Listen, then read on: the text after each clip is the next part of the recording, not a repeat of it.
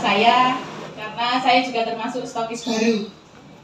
Nama saya Bu Irul. Alamat saya cuma di sini ya, dekat sini.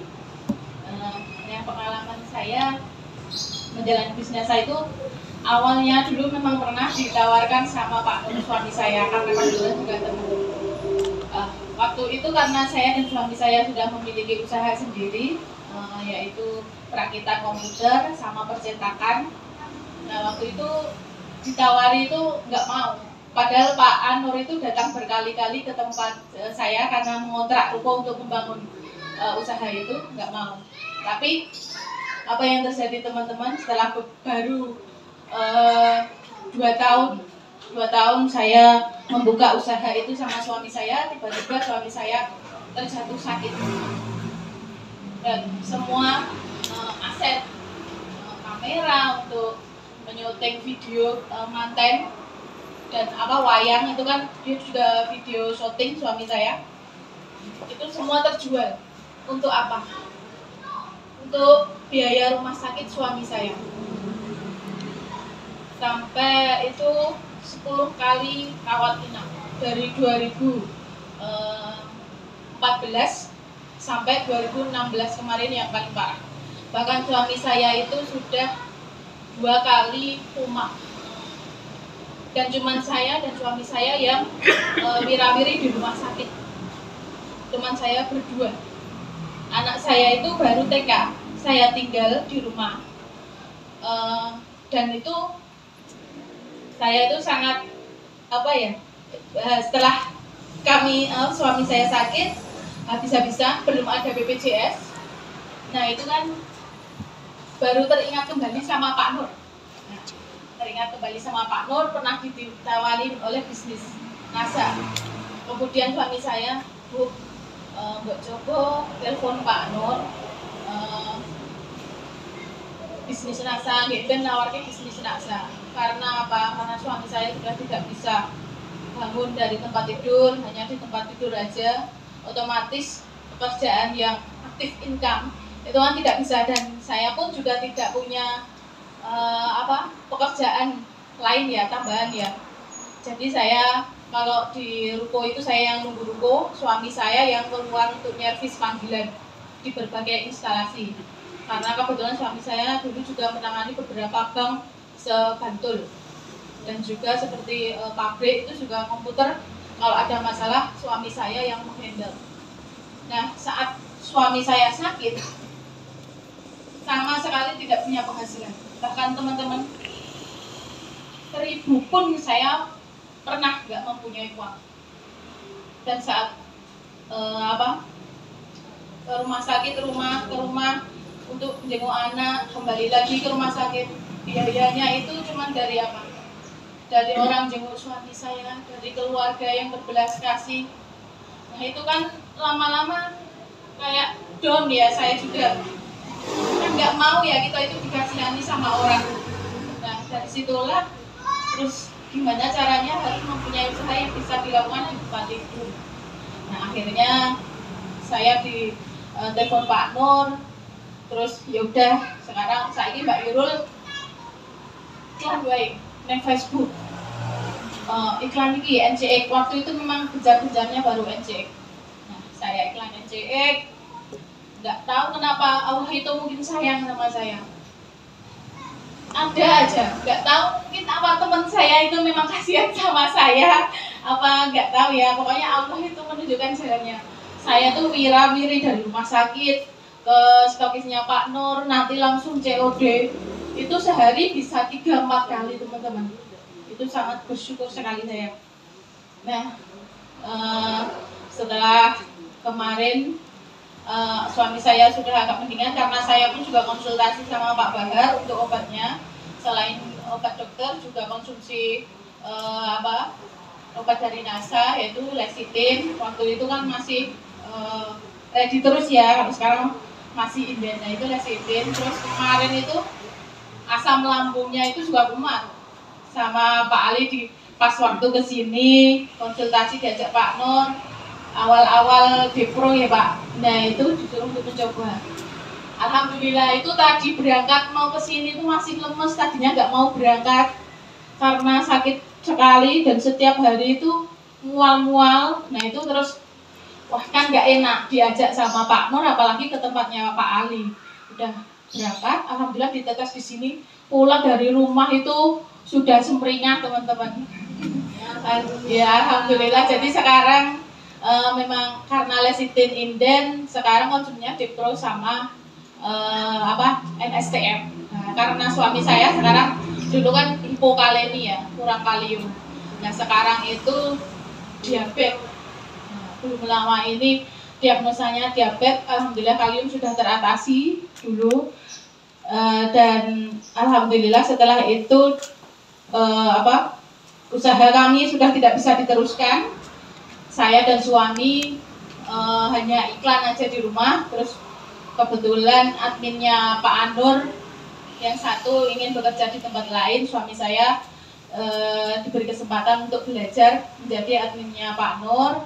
Setelah itu alhamdulillah saya setelah suami saya di tempatnya Pak Nur, saya pun juga ditawani Bunda Mara karena waktu itu adminnya yang satu karena baru hamil, saya diberikan kesempatan ditawani kalau sementara untuk menggantikan karena adminnya Bunda Mara itu baru mau melahirkan.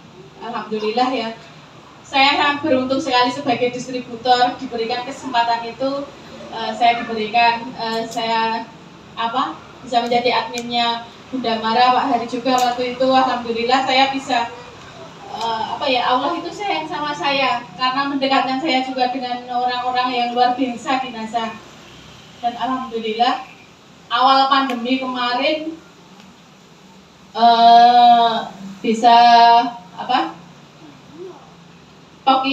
stokis itu ya jadi dipermudah sekali ya. Yang biasanya teman-teman awalnya datang ke kantor langsung, nah itu cuma lewat WA pas awal-awal pandemi. Alhamdulillah sekarang hidup kami lebih dari yang saya dan suami saya bayangkan, dan alhamdulillah suami saya sekarang juga sehat walafiat. Alhamdulillah berkat Terima kasih teman-teman. NASA memang luar biasa. Lebihnya terima kasih. Assalamualaikum warahmatullahi wabarakatuh. Waalaikumsalam warahmatullahi wabarakatuh. Tepuk tangan luar biasa. Banyak hal yang bisa kita petik pelajarannya ya dari beberapa leader tadi ya. Jadi kalau digolongkan menjadi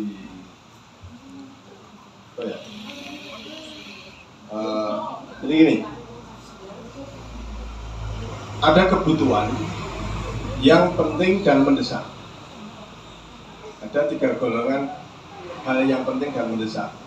Satu adalah kebutuhan yang penting dan mendesak. Itulah yang terjadi pada kehidupan orang. Mengapa dia sekarang bekerja? Penting dan mendesak. Makanya dia bekerja, entah kerja jadi karyawan, entah bekerja menjadi seorang wirausaha, gitu kan? Kenapa dia lakukan? Nah, ini penting dan mendesak. Kalau saya nggak dapat uang, ya nggak bisa menghidupi keluarga. Tapi ada juga yang nggak mendesak, tapi penting. Yaitu apa? Membangun aset. Itu nggak mendesak, tapi penting. Ya, karena pada suatu saat itu akan menjadi sebuah kondisi penting dan mendesak. Nah, alangkah bijaknya kalau kita mempersiapkan hal yang penting tadi walaupun tidak mendesak, itu kita siapkan. Kenapa kita siapkan? Karena itu memang tidak mendesak. Nah, yang banyak dilakukan orang yang menjadikan tidak produktif adalah tidak penting, tidak mendesak, tapi dilakukan mati-matian. Nggak penting dan tidak mendesak. Ya, tapi jadi profesi. Ya. Artinya ya tidak penting, tidak mendesak, tapi dia melakukan hal yang tidak penting dan tidak mendesak. Apa itu? Satu, hobi yang tidak menghasilkan. Hobi yang tidak menghasilkan. Saya itu senang mancing. Ya, tapi terus terang kalau lihat orang mancing saya nggak senang. Ya, apalagi di belakangnya kaosnya tertulis bojo muring tetap mancing. Ya, slogannya itu, mindsetnya itu kan gitu. Bojo muring tetap mancing. Ini hitungan orang mancing itu kalau dijadikan mata pencaharian, ya, kalau itu jadi mata pencaharian itu kok logikanya sekarang gini, orang mancing itu kan kalau dikali misalkan ya, kalau dikali itu berapa kilo sih dia dapat? Lawang nelayan saja yang pakai modal kapal, yang dia profesi sebagai nelayan, kehidupannya nggak gitu-gitu luar biasa, ya. Kita lihat kehidupan nelayan di pantai, yang kaya itu apa? Juragan kapal, yang kaya itu apa? Juragan teri, yang kaya itu siapa? Juragan minyak, ya, itu yang kaya. Tapi nelayannya sendiri enggak. Lah kok mancing 6 kali, nganggo utik siji, kok jadi mata pencaharian? Kan tidak mungkin kan? Dan itu dilakukan awal esok bengi, dan dia melakukan hal yang tidak mendesak dan tidak penting. Saya lebih dari itu. Kalau lebih dari itu masih tanda tanya. Apa? Tanda tama atau urunan sing menang dapat uang banyak. Tapi kan itu 10-1, ya nggak? Itu kan 10-1 loh. Sing menang mesti siji, yang kalah mesti 10. Nah, nggak bisa itu dijadikan patokan. Nah, kabeh menang kabeh apa kok? Tapi yo, apa ada yang menang semua nggak ada? Ya, maksud saya begini, ayo sing seneng do mancing kok nggak apa-apa. Nggak perlu pendampingnya karo aku, tapi harus sudah punya pasif income gitu loh maksud saya. Jadi hobi itu dijadikan sebuah motivasi. Untuk aku loh, pengen hobi seperti ini biar aku bisa melakukan hobiku. Ini bojoku tetap tak tinggali ATM karo bini.